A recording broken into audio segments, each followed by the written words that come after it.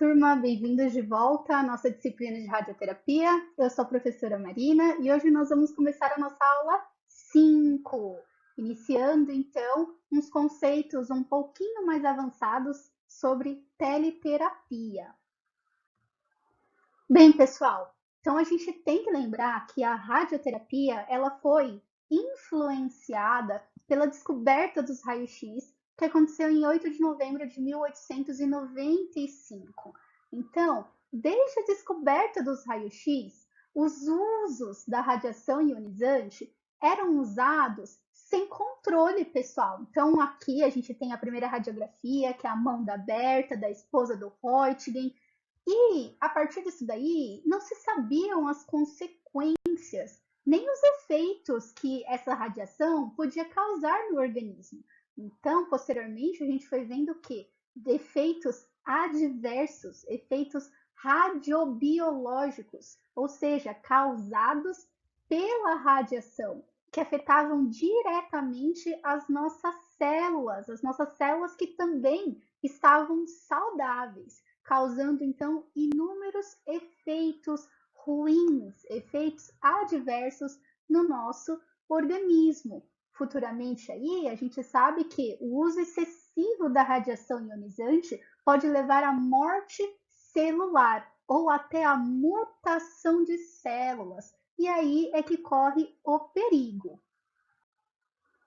Lembra desse slide aqui, pessoal? Olha como isso era usado à torta e à direita. Então, se vocês olharem aí, usa raio-x, ó. Esse aqui é o meu favorito, como falei para vocês. Usa raio-x para curar dor de cabeça. Fica aí, sei lá, uns 25 minutos, sei lá quanto tempo aí, com raio-x na cabeça para melhorar essa sua dor de cabeça, essa sua enxaqueca, olha que bacana. Agora, aqui era simplesmente você podia parar, tirar um raio-x do seu tórax e levar para casa. E a gente sabe também que os aparelhos eles eram rudimentares, então se eles eram rudimentares, era muito difícil da gente ter uma rapidez de exame, uma dose baixa de radiação. E não é à toa que a gente foi vendo as consequências desse uso desenfreado da radiação. Então, olha, apresentando os raios-x em forma de teatro, aquele dispositivo para visualização de raio-x. Aqui, se você fosse lá engraxar o seu sapato, você conseguia ver o seu pé dentro, porque provavelmente esse engraxate ele tinha uma máquina de raio-x. Então, galera, era uma novidade, era uma coisa muito legal. Então, na época, isso assustava muita gente, mas para a comunidade científica isso era muito interessante. E claro, tinham pessoas aí, entusiastas, que acreditavam que isso era a novidade do século, era algo revolucionário, mas, novamente, não se sabiam as consequências do uso dessa radiação.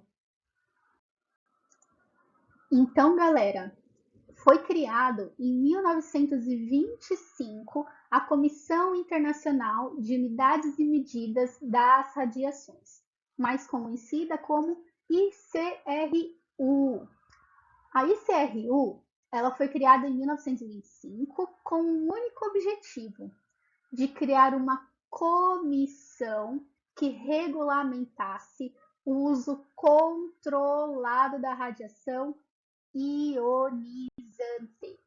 Ou seja, pessoal, começaram a perceber, ó, depois de quase 30 anos do uso de radiação, esse uso descontrolado, uns efeitos radiobiológicos, esses efeitos nas nossas células. Então, eles começaram a perceber que talvez não, o certo era realmente fazer o controle do uso dessa radiação ionizante, já que ela é nociva à nossa saúde. Ela é perigosa, já que ela tem a possibilidade de ou matar células saudáveis ou de gerar mutações celulares. Então, pessoal, novamente, o objetivo foi criar essa comissão que regulamentasse o controle do uso da radiação ionizante. Nela, criaram recomendações que foram internacionalmente aceitas sobre quantidades e medidas relacionadas à radiação.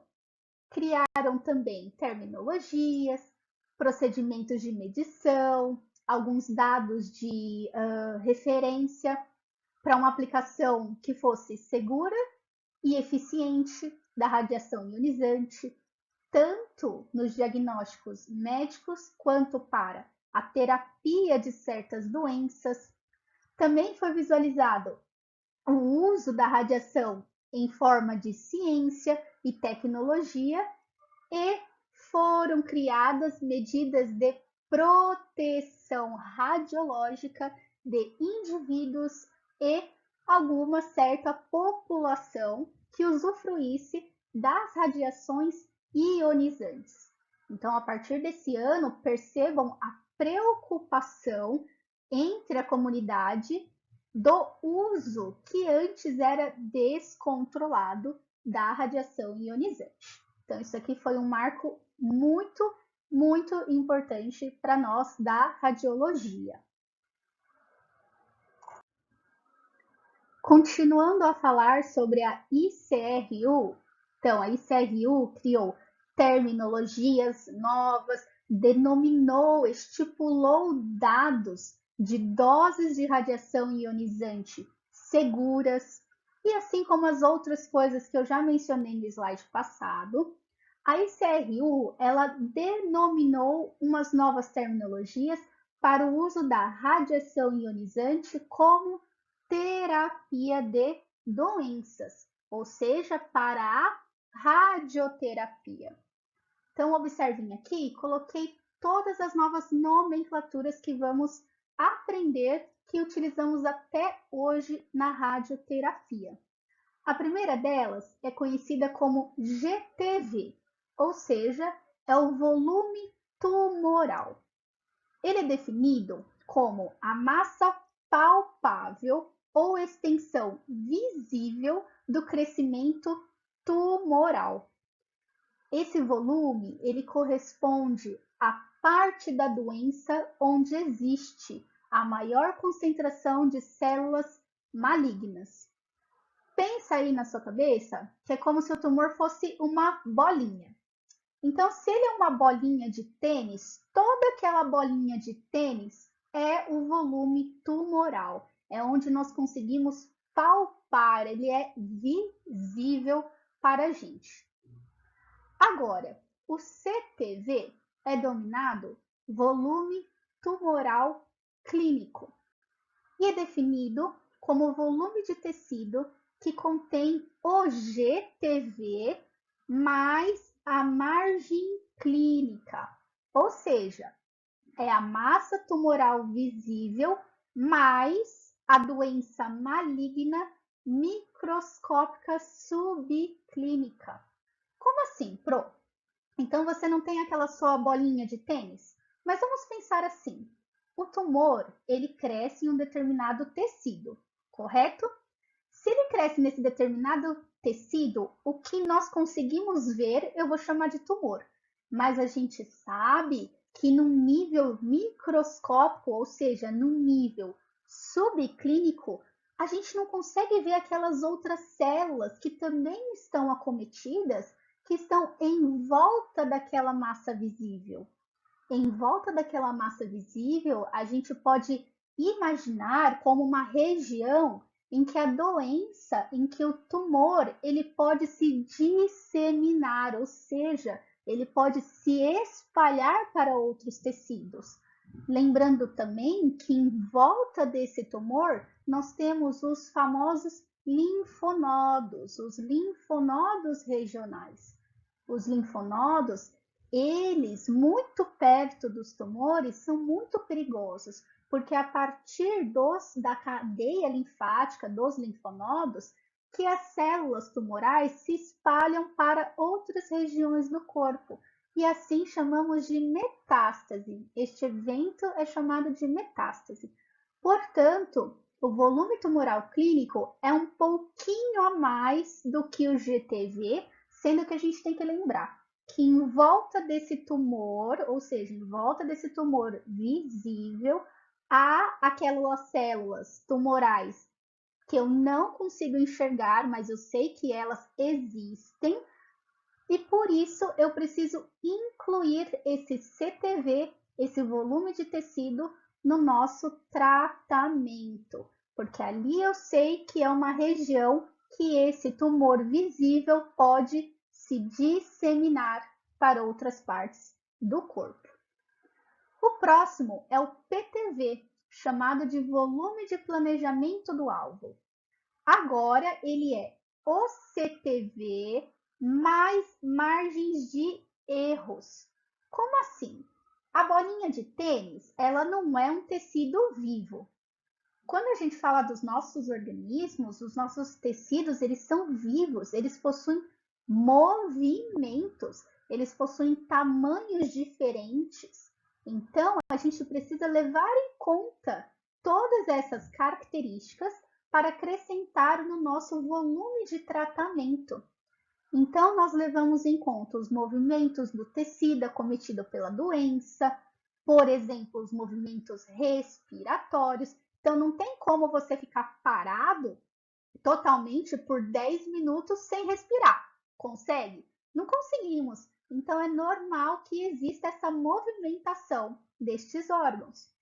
Tem também a variação do tamanho do órgão, por exemplo, a bexiga.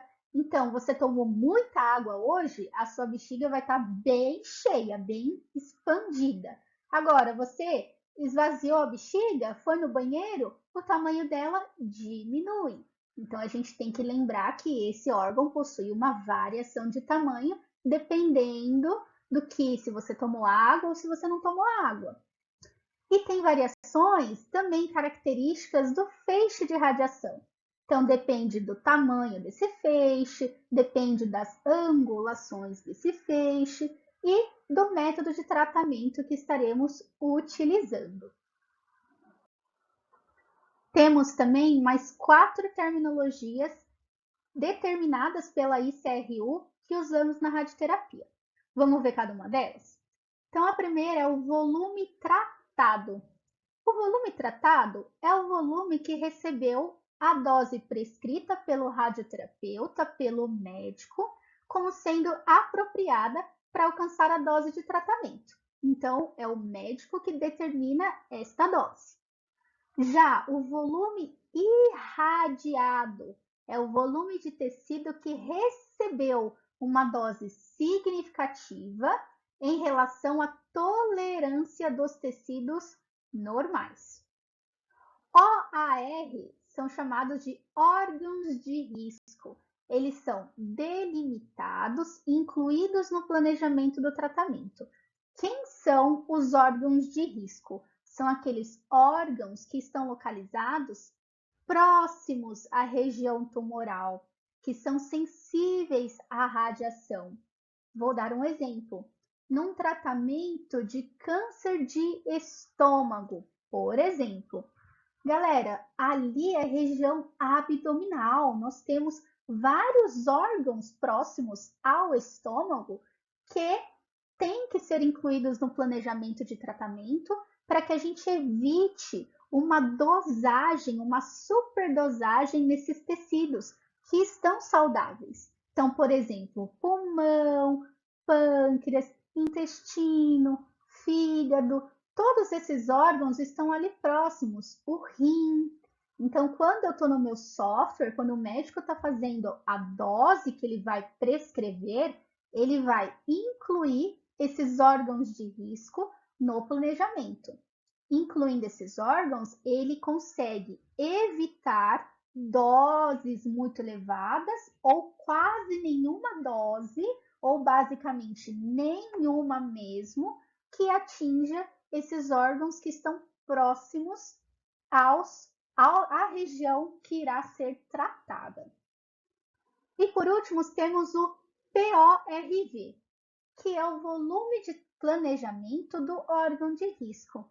A gente também tem que lembrar que os órgãos de risco possuem movimentação, tamanhos diferentes, posições diferenciadas, então temos que incluir um pouco mais deste volume no nosso planejamento radioterápico. Galera, não entendi nada. Ai, meu Deus, prof, não entendi. Isso é tudo informação nova para mim. Não tem problema nenhum. aqui nós temos uma imagem que fica mais elucidado para a gente entender o que são todos esses conceitos de GTV, CTV, PTV, IV, TV, enfim. Pessoal, então vamos ver de novo. Vou guiando pelo meu laser e a gente vai vendo. Então aqui esse verdinho é a nossa bola de tênis. É aquele tumor que ele é visível para mim. Então, quando eu estou fazendo o meu planejamento radioterápico, quando eu quero aplicar as doses desejadas, é assim que eu vou delimitar a região no meu software.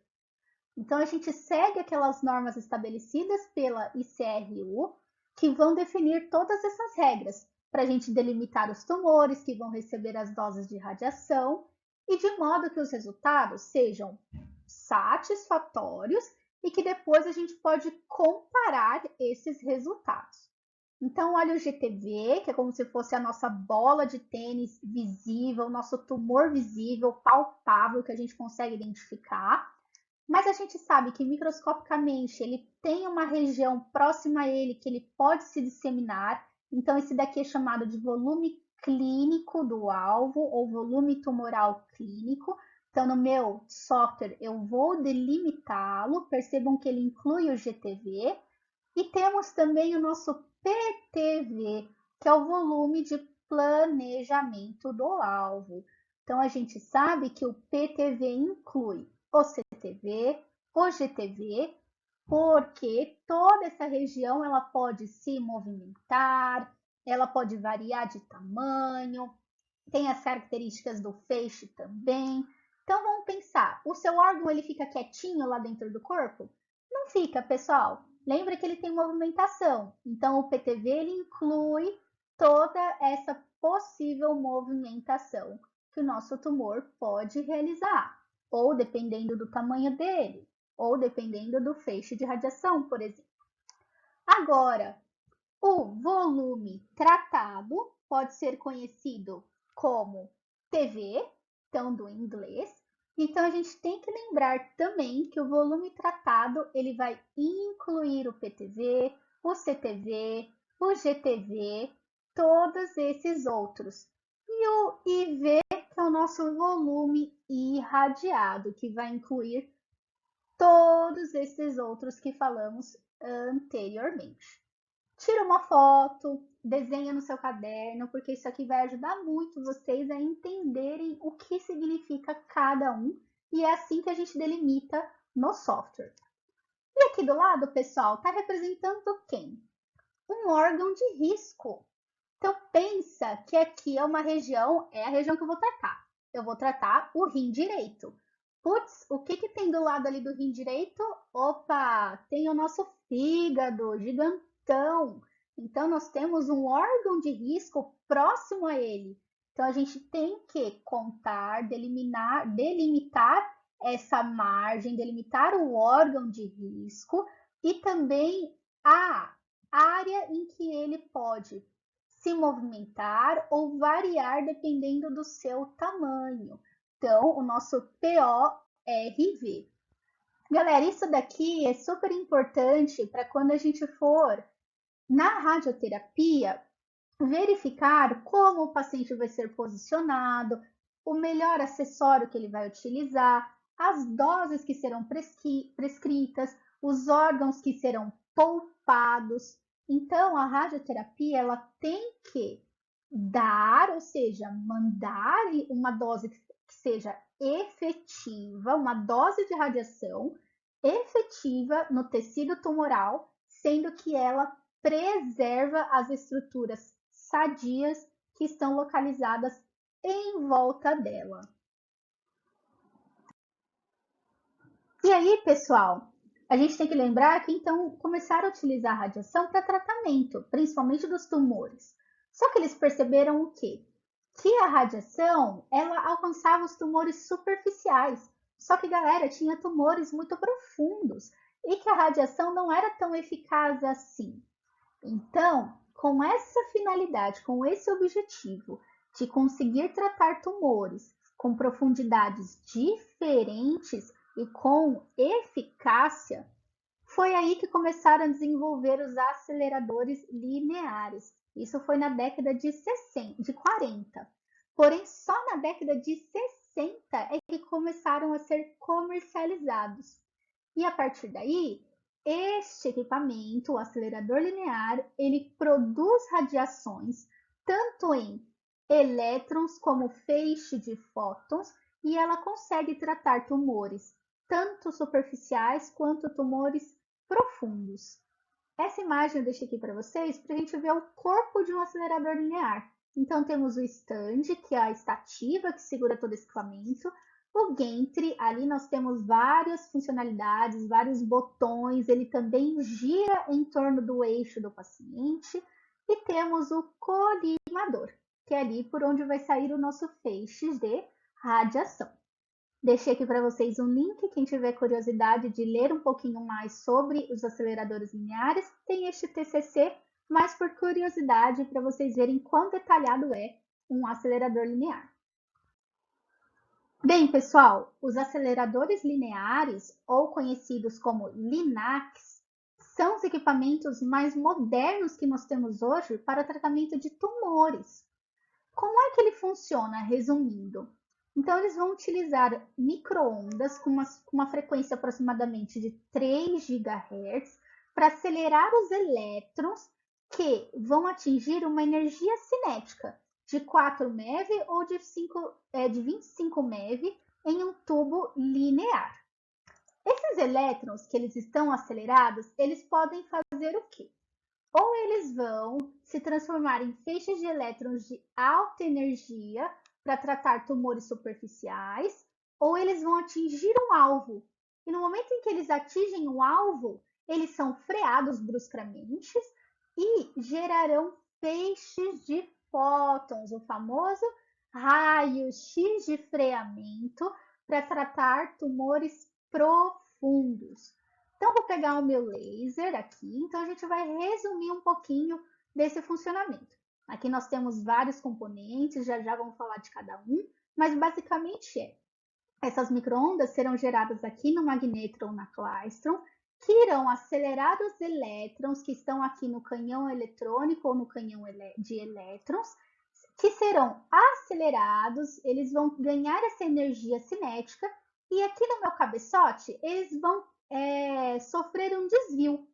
A partir desse desvio, ou eles poderão ser transformados em feixes de elétrons de alta energia para tratar tumores superficiais, ou eles vão atingir um alvo e se transformar em feixe de fótons de raio-x para tratar os tumores profundos. Vamos ver então os componentes do acelerador linear, para a gente entender um pouquinho de cada um? Então vamos lá, vou pegar meu laser novamente. Nós temos o famoso canhão de elétrons. O canhão de elétrons ou canhão eletrônico é o responsável por gerar os elétrons que vão ser acelerados. Já a estrutura aceleradora ou o tubo acelerador é responsável pela aceleração dos elétrons até a velocidade que eu quero, até a velocidade desejada. Esta bomba a vácuo, ela é responsável por manter o vácuo em toda a estrutura do acelerador linear. É o mesmo conceito de uma ampola de raio-x. Por que a ampola de raio-x precisa ser a vácuo? Para evitar que os elétrons se choquem com outras partículas existentes no ar. Então, ele tem um caminho livre pela frente quando a gente mantém o equipamento a vácuo. Não há partículas nesse ar que vá frear ou que irá barrar essa energia cinética dos elétrons. Aqui nós conseguimos ver o circulador, que é responsável pela absorção das ondas de radiofrequência e que não são absorvidas pelo tubo acelerador. E o magnetron ou a klystron é ele responsável pela geração das micro-ondas e da radiofrequência de aproximadamente 3 GHz. Então, novamente, é ele que vai acelerar os elétrons que estarão aqui, que serão produzidos pelo canhão de elétrons, E essa estrutura também vai ajudar com que esses elétrons acelerem, e aqui no nosso cabeçote, ou escolheremos como feixe de elétrons de alta energia, ou eles serão transformados em fótons de raio-x. E no cabeçote, pessoal, então essa imagem aqui do lado esquerdo é como se eu tivesse dado um zoom na região do cabeçote do acelerador linear. É ali que vão ter as estruturas que vão realizar a conversão dos elétrons em fótons de alta energia e vão os direcionar ao nosso paciente ou à região de tratamento, ou ali que há também a produção dos elétrons de alta energia para o tratamento de tumores superficiais. O que nós conseguimos enxergar então? Vamos entender o que é essa imagem. Então, é como se a gente tivesse o cabeçote, tudo aqui em volta, e a gente tem aqui os elétrons vindo lá daquela estrutura aceleradora. Observem essa setinha aqui em vermelho. Quando eles chegam nessa estrutura aqui final, que parece uma bolinha, essa bolinha é chamada de desviação ou de bending magnético. Ele é responsável pelo redirecionamento do feixe de elétrons através de 270 graus de curvatura para a área do colimador. Quando ele faz esse movimento, então entendam, o elétron vem, é um bending magnético que faz com que esses elétrons façam esse movimento, e realizando esse movimento, eles se chocam com muito mais, vamos colocar assim, força, com muito mais eficiência no nosso alvo, que é a próxima estrutura, chamada de target. Então, o raio-x ou target, o alvo de raio-x, ele está localizado aqui, bem onde eu estou colocando o nosso laser. O target é responsável por converter os elétrons em fótons. Ele normalmente é feito de tungstênio. Então, observem que é como se fosse uma ampola de raio-x muito mais moderna, muito mais gigantesca, cheia de mequetrefes. Mas é praticamente a mesma física de produção de fótons de raio-x de uma ampola de raio-x. Então, nós temos que ter os elétrons que serão produzidos, acelerados, vão se chocar no alvo e serão convertidos em fótons de raio-x. As próximas estruturas que vamos visualizar são o colimador primário, que é responsável por delinear o feixe de radiação.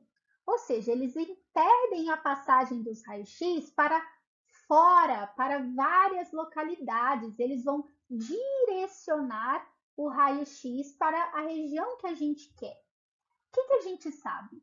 Que o feixe de radiação, que ele é gerado no impacto, então ele chocou com o alvo, os elétrons se transformaram em fótons.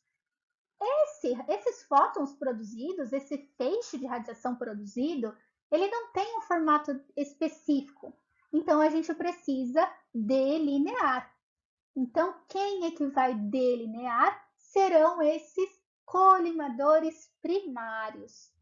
Então, esse colimador primário, ele é formado por várias placas que vão impedir que os raios-x, que os fótons de raios-x atravessem essas placas, e formando ele colima o formato do feixe, de acordo com a sua posição. Olha que bacana. Se a gente lembrar lá da ampola de raio-x, também temos um colimador. Então, o colimador aqui, mostrando para vocês o laser. São essas plaquinhas em volta após o alvo. Percebam que ela impede que a radiação, que o feixe de radiação se espalhe, mas que ele fique totalmente direcionado, tá? Além disso, após o colimador primário, nós temos o filtro aplanador, ou flattening filter, que está representado aqui de verdinho.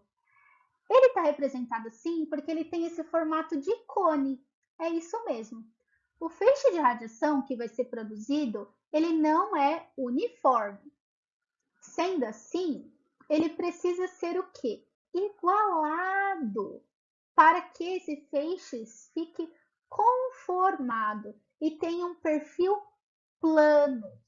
Portanto, o filtro aplanador ele realiza a conformação do feixe, deixando com um perfil plano de energia. E para isso, para que ele chegue com um valor determinado de energia que o médico prescreveu quando ele estava fazendo os cálculos de dose. Os aceleradores lineares também foram evoluídos. Então, desde a década de 60 até os dias atuais, nós temos muitas evoluções. E uma delas é o colimador multifolhas, que é conhecido como a radioterapia, teleterapia e MRT. Eles são capazes de gerar uma variedade de formas de campo, que não sejam só um formato retangular. Então, olha que interessante. Por exemplo, o que nós estamos visualizando aqui? Nós temos a próstata, então provavelmente é um tratamento de próstata, e aqui atrás nós temos o reto. Percebam que, quando o nosso cabeçote está aqui em cima, o feixe de radiação, que é um feixe cônico, ele está vindo para cá. Percebam que os meus colimadores, eles formam um formatinho que pegue toda a nossa próstata nessa posição. No momento em que eu angulei o meu equipamento de radioterapia, percebam que essas placas, então essas placas de colimação, elas formam um outro desenho para que a gente pegue a dose correta em toda a região da próstata, que a gente agora visualiza desse lado. Viram mais o equipamento vindo um pouco mais da lateral para baixo. Observe o novo desenho, também formado por esses colimadores. Então, a dose que estará chegando aqui na próstata é muito mais conformada, já que essas placas, esse colimador multifolhas, ele forma o mesmo formatinho da região que eu estou tratando. Então, em diversas visões, essas placas, essas folhas se movimentam para que fique do formato correto que eu estou visualizando a minha estrutura que vai ser tratada, nesse caso, a próstata. Então, é só você pensar assim. Lembra que no raio-x tem frente, perfil? Quando você olha uma estrutura de frente, ela é diferente de perfil. Na radioterapia não vai ser diferente. Então, você observa a próstata, vamos lá, em uma vista antero-posterior, ela vai ser diferente de uma vista em perfil. Então, é por isso que esse colimador multifolhas ele foi inventado, para que ele consiga movimentar, ele conforma o nosso campo de radiação de acordo com as nossas estruturas visualizadas em diversos tipos de angulações. Já aqui, galera, é a nossa workstation. Até brinquei com vocês. Ninguém hoje mais fala sala de controle. É muito mais legal falar workstation em inglês. Então, a sala de controle, ela vai ser o local onde se localizam as estruturas responsáveis pelo controle do feixe de radiação gerado pelo acelerador linear. É ali que a gente vai comandar, a gente vai ver esse equipamento, ele vai realizar uma angulação, vai ir a 180 graus, vai ir a 70 graus, enfim, 90 graus, vai rotacionar o nosso colimador, o gantry, a dose, vamos aplicar a dose agora, enfim, vamos rotacionar a mesa. É ali que nós iremos fazer todos esses movimentos, todos esses controles. Então, pessoal, nós não ficamos dentro da sala junto com o paciente, até porque estamos utilizando radiação ionizante. Nós ficamos em uma sala fora, em qual a gente tem todos esses monitores que possuem vídeos para a gente verificar o que está acontecendo dentro da sala de tratamento. Se a gente quiser comunicar com o paciente, temos um microfone que também que nos faz essa ponte para o paciente. Então, em nenhum momento a gente tira os olhos do paciente, tá bom? A gente está de olho a todo momento. E aqui eu quis trazer para vocês duas plantas que indicam um esquema de. A gente sabe que ele é chamado de bunker. Então, por que é chamada de bunker? Bunker não lembra um negócio de guerra? Porque é mais ou menos assim.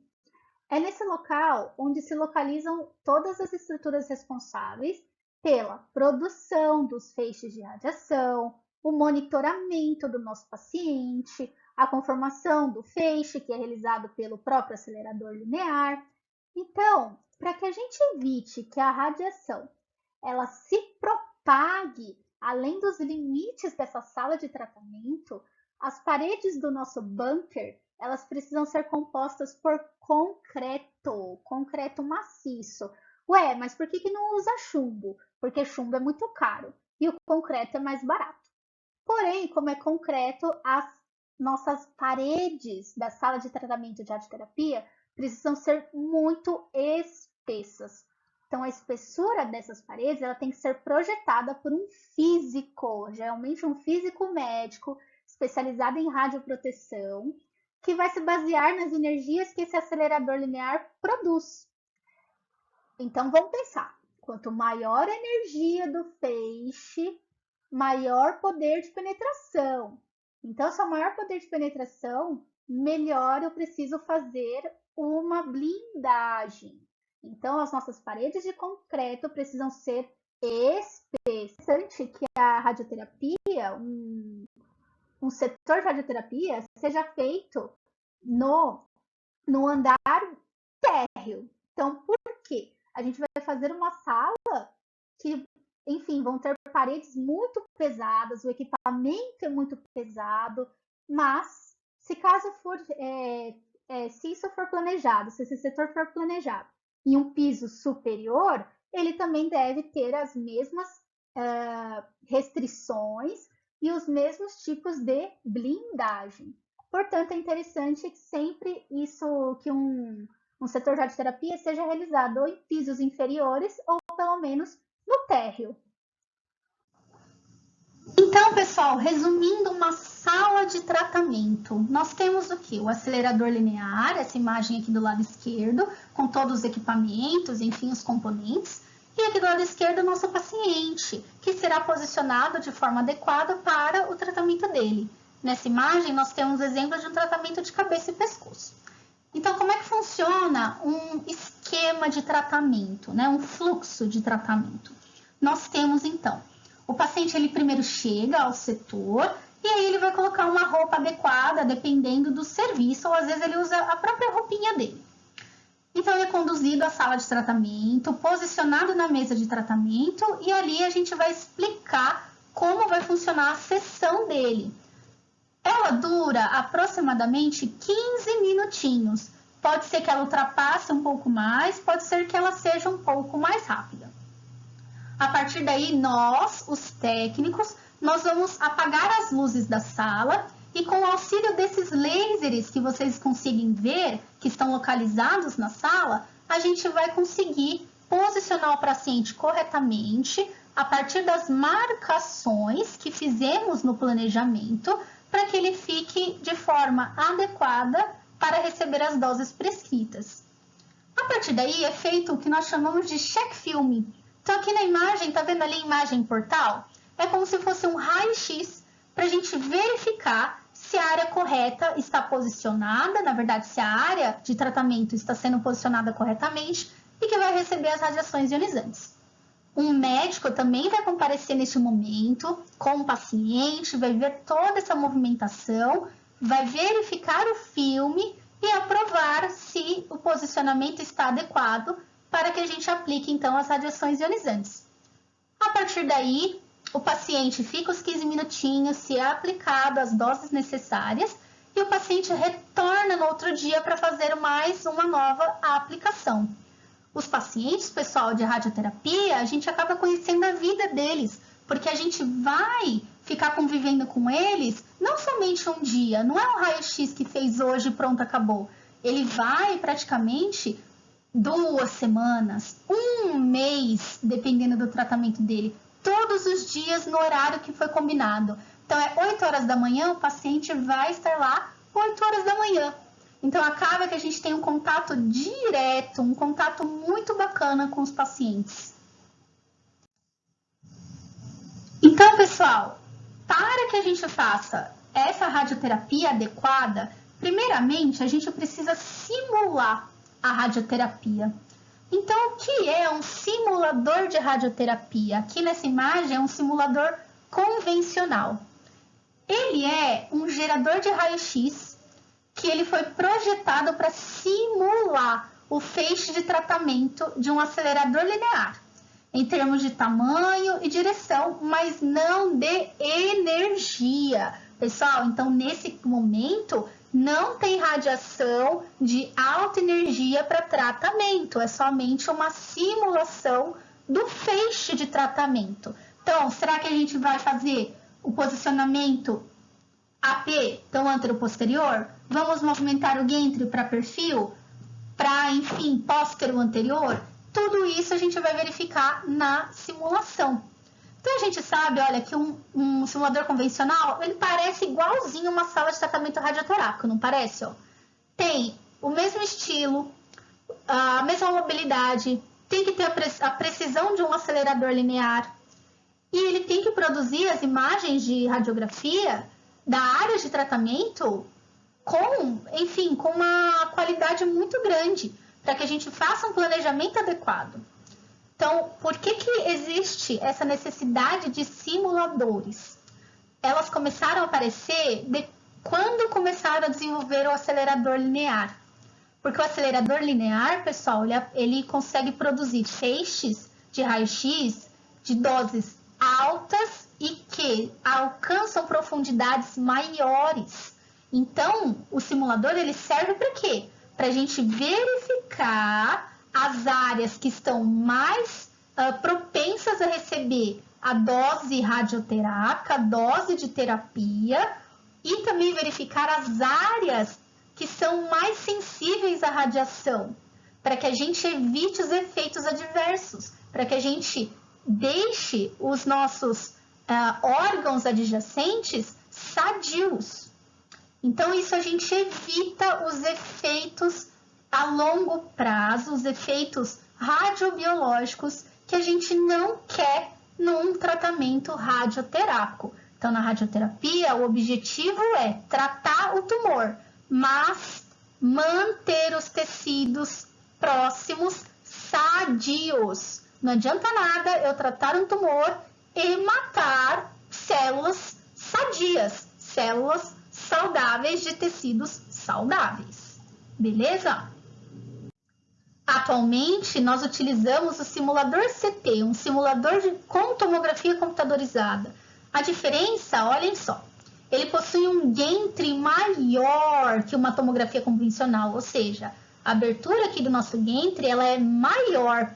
Por quê? Porque quando a gente vai fazer tratamentos que utilizam um acessório chamado rampa de mama, essa rampa de mama precisa entrar no nosso simulador. Então, eles desenvolveram essa tomografia com esse gantry maior.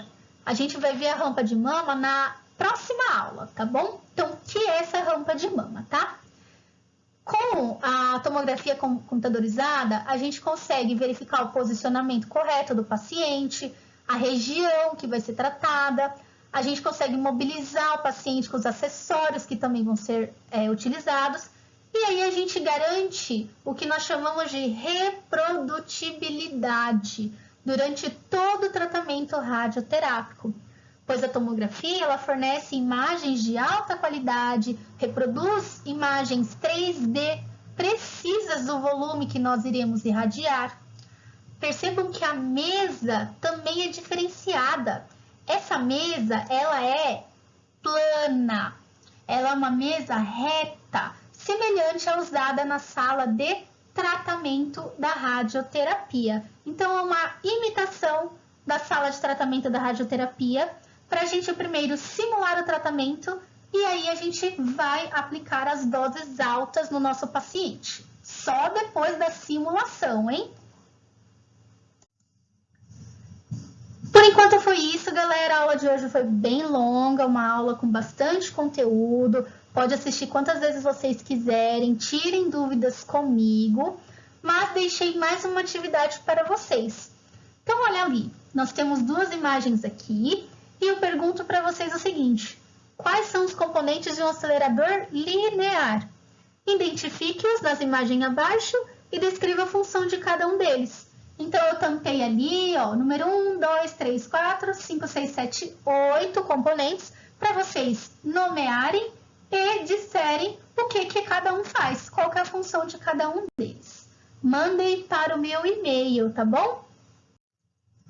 E muito obrigada novamente pela presença de vocês. Estarei aqui para retirada de dúvidas. Pode me chamar pelo WhatsApp e pelo e-mail também, prof.mkamimura@gmail.com. Vejo vocês na próxima aula.